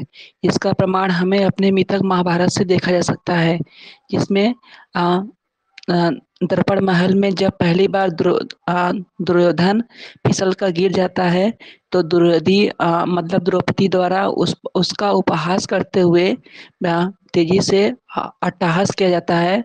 और इस पर द्रौपदी कह देती हैं कि अंधे का बेटा अंधा ही होगा। और जिसका परिणाम ये होता है कि पूरा महाभारत में दुर्योधन इस परिशोध को लेने के लिए व्याकुल रहता है। तो ये भी है कि हर समय शब्दों के लिए वाक्य की जरूरत नहीं पड़ती है। हमारे द्वारा किए गए कृत्य भी अनेक प्रकार के शब्दों को बयां कर देते हैं। ये सर इसको ऐड कर सकते हैं इसमें। एक ये भी तो जोड़ हेलो सकते हो क्या, सर। जब वो जी जी बोलिए। सर ये जो अभी बोले कि द्रौपदी जो है उनका जो है मतलब मतलब उनको कुछ बोल दी थी कि अंधा करके ऐसे, तो जो है युद्ध हुआ था। बट रियल रीजन तो युद्ध का ये था ही नहीं। ऐसा है ना कि जो ये चीज अगर तो ऐसे में लिखेंगे तो वो चीज तो नहीं है। युद्ध तो हुआ था क्योंकि पांडवों को वो क्षेत्र नहीं था। गीता में लिखा हुआ है स्पष्ट कि वो पांडवों को जो है मैम क्षेत्र मैम नहीं दे रहे थे, तो इसलिए जो है युद्ध हुआ। तो द्रौपदी नहीं, बोली वो बात अलग है, लेकिन उसको जो है ना युद्ध से रिलेट मत करो, क्योंकि युद्ध उसलिए नहीं हुआ था क्योंकि द्रौपदी बोली थी। युद्ध हुआ था क्योंकि पांडवों को जो है वो क्षेत्र नहीं देने वाले थे। सही से जाके गीता पढ़िए, गूगल से कुछ भी कॉपी करके नहीं बोलना चाहिए ना। ऐसी बात सुनिए है। सुनिए सुनिए अच्छा सुनिए युद्ध का मतलब सुनिए। मतलब काय हो, युद्ध के पहली लिए कुछ बात नहीं तो बोला तुमने। पहली बात तो ये सुनिए कि सुनिए कोई भी रुकिए। जानकारी हमारे पास जो होती है उसको पूरे अपने हिसाब से दिया जाता है। जो गीता लिखा है वो भी तो कोई लिखा ही होगा ना, कि उस समय जब कृष्ण जी बोल रहे थे तो वो बगल में राइटर बैठा था या लिख रहा था। और मैं एक बात ये बता नहीं दूं, बोल रही चाहे हूँ भैया, महाभारत हो मेरी बात रामायण, समझिए ठीक है। हम क्या नहीं बोल रहे हैं। दीदी, आप ना हम क्या आप समझ बोले, नहीं हम रही क्या हैं। बोले, हम क्या बोले। बताइए। हम बोल रहे हैं कि जो युद्ध का रीजन वो नहीं था, जो कि द्रौपदी, हम हम्म सिर्फ इतना बोल रहे हैं। हम और कुछ नहीं बोल रहे, मतलब सारी मुझे बातें वो सही है पता है। कि सुनिए द्रौपदी सुनिए, वो बोली नहीं, मतलब लेकिन आप ऐसा नहीं कि वो इसीलिए देख वो रही हैं, रीजन लिखना गलत है ना कि द्रौपदी। अरे अरे आप वो वेट देख रही वेट वेट वेट वेट थोड़ा वेट। जो बातें हैं ठीक है, कोई दिक्कत वाली बात नहीं है, आप बोल सकते हो चीज़ों को। एक यही है, सलीके से अगर करोगे तो हो सकता है दोनों लोग पहले आप पक्ष रख लो, फिर आप पक्ष रखना तो ज़्यादा बेहतर होगा। एक एक करके बोलो यार, ऐसा मतलब नॉर्मल तरीके से, कोई डिबेट नहीं हो रहा। आप पहले अपना पक्ष रख लो, फिर आप अपना पक्ष रख लेना। वो ठीक है, अब आप बोलिए जो बोल रहे हो। और वही है, एक सामान्य तरीके से हम यहाँ पे सलाह ही तो ले रहे हैं। मैंने अगर माइक को आपके रोक के दिक्कत किया या फिर गलती किया तो मैं माफ़ी चाहूँगा, पर थोड़ा आप ऐसा कर सकते, पहले आप बोल लो फिर वो बोल लो। थोड़ा विवाद वाली बातें नहीं, थोड़ा सीखने या समझने वाली बात, कि हम कैसे आगे बढ़ेंगे। और वही तो सीख रहे हैं कि शब्द को कैसे बोले कि सामने वाला भी समझ जाए। तो थोड़ा आप लोग एक प्रैक्टिकल भी कर सकते हो। हाँ, आप तो हम बोलिए। शब्दों पर ही बात कर रहे हैं और शब्दों में ही यहाँ लड़ाई कर रहे हैं। तो देखो, जहाँ पर वो कह रहे हैं कि द्रौपदी का, तो वो सही कह रहे हैं कि द्रौपदी के शब्द ही दुर्योधन को ज़्यादा उकसाते हैं। लेकिन जो लड़ाई होती है वो पहले से ही तय हो जाती है, पहले से ही उनकी लड़ाई का मन हो जाता है। वो तो एक बहाना रहता है कि उनको थोड़ा दुर्योधन को थोड़ा उत्साहित कर दिया युद्ध के लिए, तो वो तो अलग बात रहती है। हाँ, इसमें एक जी कहानी सर, और उनके पास मैं भी यही बोल रही थी ना। मैं मतलब मैं लड़ने का ऐसा कुछ है नहीं यहाँ पे डिबेट। मतलब मेरा बस इतना ही था कि मतलब वो रीजन नहीं लिखना है कि द्रौपदी ऐसा बोली थी तो युद्ध हो गया, वो रीजन नहीं लिखना है। बस ऐसा हाँ, बोलना इसमें है पूरा कि पूरा द्रौपदी ऐसा दोष बोली द्रौपदी थी। और हाँ, हाँ जी सर, ऐसे ही मतलब कि उनका अपमान हुआ तो वो चीज है। हाँ, मैं बस हाँ, इतना ये बोल रही तो हूँ कि पूरा रीजन नहीं लिखना है कि युद्ध होने का रीजन ये था, मतलब वो नहीं करना है। बस इतना मेरा बोलना है। बहस तो कुछ है नहीं यहाँ पे, मतलब बस इतना ही हाँ, और करना नहीं है। तो एक पूरा दोष पूरा दोष पूरा उस पर द्रौपदी पर ही चले जाएगा कि हाँ, द्रौपदी के द्रौपदी के पे चले जाएगा। कारण और पता है सर, पता है सर, और ये हम एग्जैक्ट किसी टॉपर्स की मुंह से भी सुने हैं कि यहाँ पे क्या हो जाएगा ना कि वुमन को आप डायरेक्ट इंडिकेट कर रहे हो, पूरा का पूरा युद्ध को जो है आप वुमन पे डाल रहे हो सर कि वुमन फिर तो ऐसी, मतलब वो ये ऐसा तो बोली वही तो ऐसा बात हुआ। हुई कि कुल मिला जुला कर फेमिनिस्ट पे आके रुक जाओ। नहीं ये तो नहीं, वही बात हुई। मैंने तो फिर ये तो वही नहीं बात कहा है ना ना सर, कि आपकी ये हुआ। बातें सही मैंने है, वो वो कहा भास्कर सर कि समझ मैम, गए। सुनिए ना, पहले भास्कर सर सुनिए, समझ गए हैं और शिव सर समझ गए हैं, भास्कर और सर हम जो नहीं, कुछ सभी लोग नहीं है। समझिए। आप बोलिए। मेरे कहने का मतलब ये है कि हमारे वाक्य का मतलब कहने के लिए हर समय शब्दों की जरूरत नहीं पड़ती कि क ख ग बोल रहे हो। हमारे द्वारा कृत्य भी बहुत कुछ समझा देते हैं। ठीक है? अगर जी आप ये सिंपल तरीके से समझो तो कोई भी बच्चा है अगर कुछ गलती करता है तो माँ के द्वारा कुछ ऐसा किया कृत्य किया जाता है कि बच्चा कहता है ठीक है, नहीं समझ गए, पापा है, ऐसा है। तो हर समय शब्दों की जरूरत नहीं पड़ती है, मैंने ये कहा। और पहली बात, चलो ठीक है, ये हुआ रामायण किस लिए हो गया। अब रामायण के लिए आप ये कहोगे कि वहां पर राम जी की पत्नी को, सीता जी को इकट्ठा कर लिया, उठा लिया, सही बात है। पर उसके पीछे बिहाइंड तो देखो, उसके पीछे रीजन भी तो देखिए। फिर हाँ। आप कहोगे कि वहाँ वहाँ वो दिखाया गया है। तो सर देखिए, मुझे धर्मों के बारे में मुझे नहीं पता क्योंकि मैं जानता ही नहीं, तो मैं क्या बताऊँ। पर मुझे जो सही लगता है मैं कह देता हूँ। ठीक है? ओके। बाकी अब मेरे बोलने अब से एक प्रॉब्लम है तो मेरी फिर मैं नहीं व्यवहारिक, बोलूँगा। नहीं नहीं प्रॉब्लम नहीं है कोई। एक व्यवहारिक सलाह ये भी कि थोड़ी चीज़ें अगर और व्यवहारिक मायने से समझे, कि अगर आप देखो जैसे आप यूज करना चाहते हो ये वाली बात, द्रौपदी का हो गया या फिर महाभारत का, रामायण का हो गया, तो सब जब देखो कि आपके शब्द अगर थोड़ा कमजोर पड़े तो आप पे मतलब एक सामान्य सा, आप केवल वो देखना कि मेरे शब्द अगर कमजोर पड़ेंगे तो क्या परीक्षक को प्रभाव पड़ेगा। और वही चीजें हम सीख रहे हैं कि शब्द दोधारी अगर तलवार है तो ऐसे तलवार का यूज ही ना करो जो पेड़ काट दे रहे हैं, ऐसे तलवार का आप यूज ही नहीं करो जो आपको कमजोर बना देंगे उस पक्ष में। अगर आपने बहुत अच्छी अच्छी बातें की है, एल्बा एडिशन बताया है, पोरस की बातें बताई है, आपने ये बोला है अच्छाइयों को खत्म करने वाली बातें, या फिर ऐसी वाणी बोलिए मन का आपा खोए, औरन को शीतल करे आपों शीतल होए, और फिर आपका थोड़ा सा एक रुख कमजोर पड़ गया तो मैं ऐसी सलाह दूंगा कि आप उस गली से जाएं ही ना जहां आपको दिक्कतें होने वाली। मेरा तो मतलब सिर्फ ऐसा मानना है। अगर मैं अपने आप को कमजोर पा रहा हूं धर्म और राजनीति में, एक जो हमारा क्या है, मैं अक्सर बताता हूँ कि मैं अपने आप को कमजोर पाता हूँ कि ये जो अयोध्या राम मंदिर विवाद हो गया, बाबरी मस्जिद विवाद हो, तो इसको डिस्क्राइब करने में मेरे शब्द कमजोर पड़ते हैं, तो मैं उस ओर जाऊंगा ही नहीं। और मेरे पास ऐसी सारी बातें, और मैं ये नहीं कह रहा, आप अगर अपने शब्दों को और अधिक एक पारंगत बना लो, मजबूत बना लो, तो आप कर सकते हो वो बातें। और बात जिस तरीके से आप बताना चाह रहे थे, बात सही भी है एक तरह से। वो जो एक क्या बोलते हैं तत्कालिक कारण वाली बात ना, तो उसको आप नॉर्मल सा एक रूप दे के बता सकते हो, एक तत्कालीन कारण के रूप में ऐसी चीज है। लेकिन वो थोड़ा नॉर्मल तरीके से एक समझाने के रूप में भी और एक सलाह देने के रूप में भी, जब ये नॉर्मल तरीका हो जाएगा तो वो आलोचना लगेगी नहीं, वो तो एक सोशल स्किल हो जाएगी ना, कि हम अपने शब्दों का कैसा यूज कर रहे हैं कि सामने वाला समझ पा रहा है कि मैं इसकी बात नहीं कह रहा हूँ कि इसके पीछे मूल कारण था, मैं इसकी बातें कर देखिए रहा हूँ कि इसके पीछे एक तत्कालिक कारण था। मैं सिर्फ इतना बोल सर एक सर व्यवहारिक एक सलाह। महाभारत का ही मैं मैंने बताता हूँ।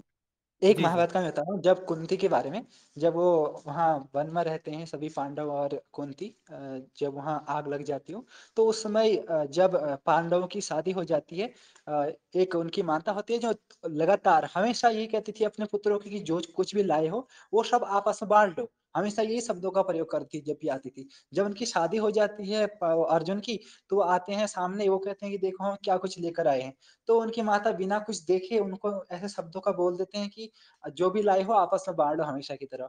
तो वो बिना देखे ही ऐसे शब्दों का प्रयोग कर देते हैं। तो यहाँ पर ऐसे कर सकते हैं कि बिना देखे उन्होंने शब्दों का प्रयोग किया, तब यहाँ पर पूरी तरह से ठीक होगा कि उसका कारण ये बना कि जिससे उनकी पांचों की फिर शादी करवानी पड़ी। मूल कारण तो यही बना शब्द का वहां पर, और कोई कारण नहीं था पांचों की शादी होने का। तो जिस शब्द से जो मेन कारण बने वो सही होना चाहिए ना, जिससे अलग अलग कारण बन रहे हैं वो तो उसके और कारण भी हम बता सकते हैं, लेकिन जो मेन कारण है वो पहले देखना चाहिए हमें। और बोलिए इसके आप। आगे थोड़ा बढ़ते हैं, इस टॉपिक से मतलब थोड़ा आगे आप हिटलर की बातें, जैसे मैं कुछ और उदाहरण देना चाहूंगा, टाइम भी हो गया तो उसके बातें खत्म करते हैं। जैसे आप अभी किसी ने बताया एक जो थे हमारे बिहारी जी थे। तो बिहारी जी ने जैसे बोला, तो उनकी बातें सोच सकते हो कि शब्द यहाँ तक भी कि एक राजा अपना एक राज सिंहासन सँभालने लगता है, और एक ऐसी बातें भी। कौन है? कुछ बोलना है आपको? एक ऐसी बात भी कि जैसे घनानंद के शब्द कौटिल्य को कैसे मजबूर करते हैं, एक तरह से मजबूर क्या, एक प्रेरित करते हैं कि आप ये जो मगध का सिंहासन है, मगध के सिंहासन में एक योग्य राजा को सामने लाओ, या फिर एक जो योग्य होगा। तो आप घनानंद के शब्द भी देख सकते हो, कौटिल्य के साथ उसका कैसा व्यवहार था। आप चाहे एल्बा एडिशन को जब उनकी माँ ने कहा एक बातें, तो आप ये भी कहोगे कि ये शब्दें बचपन से सिखाना कि कैसे यूज़ करना चाहिए, कैसे सोचना चाहिए। तो उन्होंने एक बताया था, असफलता शब्द को उन्होंने डिस्क्राइब किया था। असफलता वो नहीं जो तुम करने के बाद नहीं प्राप्त कर पाए। असफलता यो वो है जब तुम किए और नहीं प्राप्त किए और फिर नहीं कर रहे हो।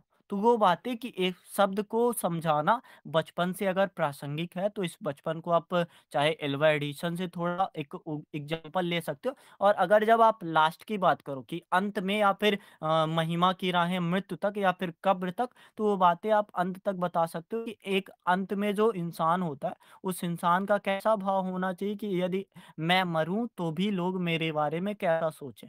तो इन सारी बातों को थोड़ा एक बना के कि हमारा अहंकार वाला भाव, या फिर एक दिखावटी शब्द जो हम लेते हैं कि मन में राम बगल में छुरी, तो ये वाली बातें एक क्या बोलते हैं उसको, खराब ही दिखेंगी कि मन में राम बगल में छुरी, तुम दिखावटी शब्द बोल रहे हो कि आगे आगे आप अच्छे हो महाराज, और पीछे पीठ पीछे आप बातें खराब कर रहे हो, तो वो बातें दिक्कत करेंगी। और आपको जो एग्जाम्पल समझ आ रहा हो, एक दोस्त के साथ कोई सी भी आपकी एक समझ आए, एक अधूरा सच की भी बात है। आप शब्द तो सही चुन रहे हो, सही समय पर चुन रहे हो, लेकिन उसको चुनना आप अगर अधूरा ही चुन रहे हो, तो ये बातें भी आपको थोड़ा वहाँ पे करनी होगी। और फिर लास्टली आपको बताना चाहिए, मतलब मुझे ऐसा लगता है निष्कर्ष रूप में, कि ऐसी वाणी बोलिए मन का आपा खोए, औरन को शीतल करे, आपो शीतल होए। और एक वही वाला भाव कि अगर आप मित्रवत संबंध सामने वाले से रखोगे, एक आपका ऐसा विचार कि सत्ता आपकी बढ़ी है, अधिकार आपके बढ़े हैं, तो उत्तरदायित्व भी आपका बढ़ जाता है। जब आपके दोस्त बढ़े या फिर आपका एक ऑरा बढ़ता है, तो आपको थोड़े लहज़े को और सँभालना होता है। जैसे आप बड़े-बड़े कह सकते हैं डिजिटल युग में आएँगे ही, मतलब एक मैं ऐसे से हट के थोड़ा बताना चाह रहा हूँ। डिजिटल युग में आएँगे ही, हमें सोशल मीडिया पे हमारा भी अकाउंट होगा, और नहीं भी होगा तो हम रिकॉर्ड होने ही वाले हैं एक तरह से। लोगों को लगता होगा कि बिल्कुल दूर रहेंगे, मतलब किसी-किसी को, लेकिन फिर भी आएँगे तो उस युग में ही। तो हमें ना सिर्फ़ अपने शब्द सँभालने होंगे, बल्कि हमें अपने व्यवहार भी सँभालने होंगे। जैसे आप बहुत से रील्स ऐसे देखते होंगे कि एसडीओ ने ऐसा कहा, या फिर वायरल हो रहे हैं ऐसे शब्द कि उन्होंने इनको ऐसे गलत-गलत बोल दिया। तो वो सारी चीज़ें हमें एक व्यावहारिक तौर पर भी सीखनी चाहिए, और इसको अपने एसे में भी एक लोक सेवक के परिप्रेक्ष्य से थोड़ा ऐड करना चाहिए कि एक अगर आप राजा हो, राजा का मतलब यही कि आप प्रशासन सँभाल रहे हो। तो प्रशासन सँभालने का ये मतलब नहीं कि आपको सारे अधिकार मिल गए। आपको अब उत्तरदायित्व भी मिला है, और आपको जब उत्तरदायित्व मिला है, तो कम से कम आपके शब्दों में इतनी शालीनता, इतनी सहजता, इतनी एक कह सकते हैं सामान्यता या फिर कोमलता ना सही, लेकिन उसका एक लचीलापन तो होना ही चाहिए कि आप थोड़े कठोर, थोड़े मृदु रहो, जिससे आपके इस रूप में आगे भी थोड़ा प्रभाव हो। तो ये सारी बातें होंगी। अगर और किसी को कहना है कि शब्द को कैसा बनाना चाहिए, या फिर कुछ जो हमने इतनी बातें की उसमें कुछ छूटा हो, कि या फिर बातें बहुत कर गए हैं हाँ, लेकिन उसका मतलब हाँ, जी, जी। ये व्यवहार और शालीनता की बात में तो मुझे ऐसा लगता है कि जब तक कोई भी व्यक्ति अगर दर्शन नहीं पढ़ेगा ना, तो मुझे लगता है ये सब चीज़ें ला नहीं सकता, चाहे वो पढ़ कितना भी, लेकिन दर्शन व्यक्ति के लिए मुझे लगता है काफ़ी ज़रूरी है।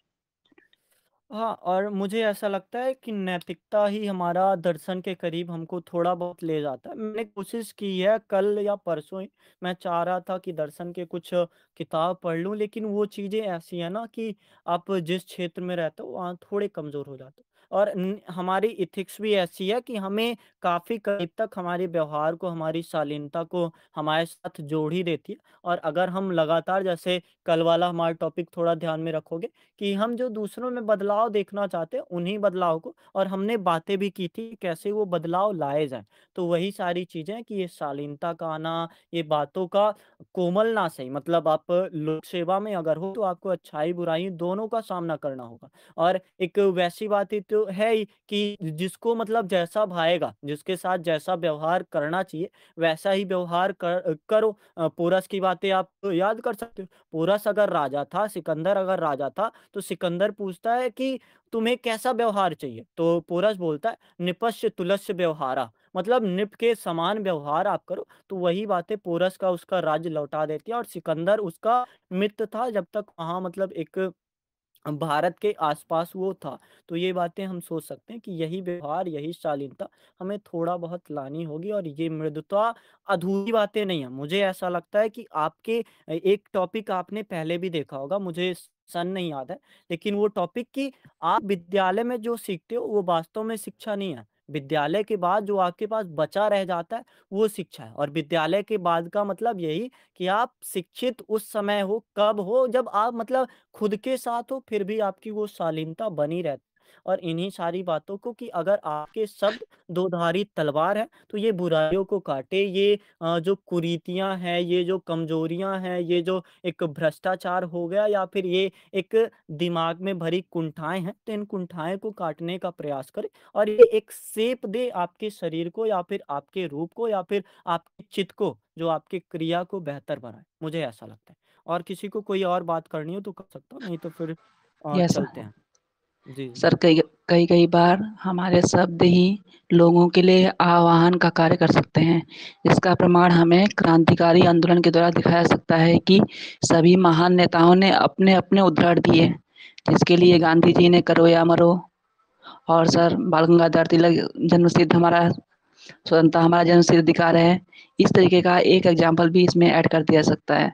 और सर अगर शब्दों का प्रभाव की बात करना है, तो जो जितने भी हमारे दर्शन शास्त्र हैं, सब कुछ शब्दों से के द्वारा ही वर्णित है, क्योंकि शब्द ही एक माध्यम है जिसके द्वारा हम अपनी बातों को व्यक्त कर सकते हैं। बिना शब्दों के अलावा अपनी बातों को व्यक्त करना सिर्फ प्रासंगिकता मात्र रहेगी, और ये हर व्यक्ति को समझ में आए, ये ज़रूरी नहीं होगी। तो ये भी हो सकता है सर। और सर आपने कहा कि जो हमारी मतलब की शिक्षाएँ होती हैं, हमारे व्यवहार में झलकती हैं, तो इसके लिए कोट्स भी कहा गया है sir, your degree is the just piece of paper actually see in your behaviour. तो ये भी इसको ऐड कर सकते हैं इन तीनों में। इतना ही। Okay, okay. जी, जी। और कोई कुछ बोलना चाहता है? और रही बात महाभारत या फिर जो भी, तो एक तरह से ठीक है, बातें जो भी हों, विवाद के विषय तो बन ही जाते हैं, लेकिन फिर भी अगर केवल टॉपिक की बात की जाए, तो मैं एक खुद का मतलब एक एक्सपीरियंस की बात है, एक्सपीरियंस तो उतना है नहीं, बस एक मैं जब ऐसे लिखता हूँ, तो कोई अगर विवाद वाला विषय है, तो अक्सर परीक्षक उसको कहते हैं कि ये शब्द तुम्हारे कमज़ोर है। तो मुझे ऐसा लगता है कि जो कमज़ोर चीज़ें हैं या फिर कमज़ोर बातें, उसका मैं प्रयोग नहीं करूँगा, लेकिन व्यावहारिक रूप में ऐसा भी नहीं है कि उस विवाद को या फिर उस सवाल से दूर हट जाऊँगा। आप लोग कोशिश करना, और एक शालीनता से कोशिश करना कि चीज़ें जो सर हैं सर हम समझ पाएँ, सोच पाएँ। और मतलब इसके बातें हटा दो यार, कोई मतलब नहीं है। और कुछ अगर बोलना है, कोई टॉपिक छूट गया है, जैसे बहुत सी बातें, एक कालिदास की पत्नी थी या फिर जो भी थी, मतलब उनको बताया जब वो उनके पीछे नदी को तैरकर गए, नहीं, नहीं, तो तुलसीदास, उनकी बातें। तुलसीदास, तुलसीदास, हाँ, तुलसीदास की तुलसीदास कहानी। की बातें। तो जब वो वही चीज़ें शादी हैं। के बाद जी, जी। शादी के बाद उनकी पत्नी वो अपने उनके पिता थोड़ा तबीयत खराब रहती है, तो वहाँ चले जाती हैं, तो तुलसीदास भी उनके बिना रह नहीं पाते हैं, वो भी चले जाते हैं। तो जब वो जाते हैं, नदी पार करके जाते हैं, कभी वो लकड़ी में जाते हैं, जो कि साँप होता है, ना हाँ, ऐसे कुछ रहता है। उसके बाद एक बेलों को पकड़ के जाते हैं, फिर उसके बाद ऊपर चढ़ जाते हैं। फिर उसके बाद उनकी पत्नी कहती है कि तुम यहाँ तक पहुँचे कैसे? तो ऐसे बताते हैं कि मैं लकड़ी में चढ़ के आया, ऐसे पकड़ के आया, रस्सी आया, तो वो सब कुछ न कुछ और चीज़ होती है, कभी साँप होता है, कभी कुछ होता है। तब वहाँ पर उनकी पत्नी वहाँ पर उनको बताती है कि तुम ये सब कैसे करके आ गई? ये मुझसे इतना प्रेम लगाया हुआ है कि मेरे पीछे ऐसे आ गए हो। तो वहाँ पर उनको बताते हैं कि इतना अगर प्रेम तुम्हें राम से होता, तो तुम्हें तो राम कब के मिल गए होते। तो वहाँ पर कहते हैं हाड़ माँस के देह मम ता पर जितनी प्रीति ता ऐसो प्रीति राम पर ऐसा कुछ है। तो इस तरह से शब्दों का ही प्रयोग करके वो तुलसीदास को एक उस तरह के स्वभाव से बदल कर एक सन्यासी भाव बना देते हैं। वहाँ पर तुलसीदास सोचते हैं कि अब से मैं केवल भक्ति करूँगा और एक सन्यासी जीवन जीऊँगा। वहाँ से उनका जीवन शब्दों के माध्यम से ही परिवर्तित होता है। जी, जी।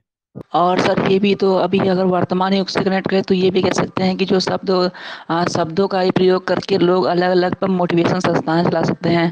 जिसका हम 2-4 मोटिवेटरों का नाम भी ले सकते हैं, लाइक संदीप माहेश्वरी, विवेक बिंद्रा। ये भी तो सर ये भी तो कनेक्ट हो सकते हैं ना इससे? बिल्कुल, बिल्कुल। आप कर सकते हो। और एक लास्ट वाला जो मतलब मुझे लगता है निष्कर्ष होना चाहिए कि शब्द अगर तलवार या फिर दो-धारी तलवार से बेहतर बन चुके हैं, तो कम से कम उन चीज़ों को हमें बेहतर करना चाहिए और बेहतर करके क्रिया में भी कि वो तलवार के रूप में एक दिखावटी रूप में सामने ना आए, बल्कि आपकी क्रिया में भी आएँ तो ज़्यादा बेहतर की स्थिति बनती है। और ज़्यादा बेहतर स्थिति अगर बनेगी तो वही चीज़ें होंगी कि ये हमें आगे भी काम आएँगी। और ऐसा एक मुझे लगता है कि कंटेंट के रूप में बातें काफ़ी हो चुकी है और हमने आज टॉपिक पे जितने में भी थोड़ी-थोड़ी एक समझ बनाई है। आप कोशिश करना कि अब जितने दिन बचे हैं यहाँ से, थोड़े-थोड़े, कभी-कभी 3 या 4 दिन में एक ऐसे लिख लो, तो आप अपने आप को जब प्रीलिम्स हो जाएगा तो ज़्यादा मजबूत पाओगे, मुझे ऐसा लगता है।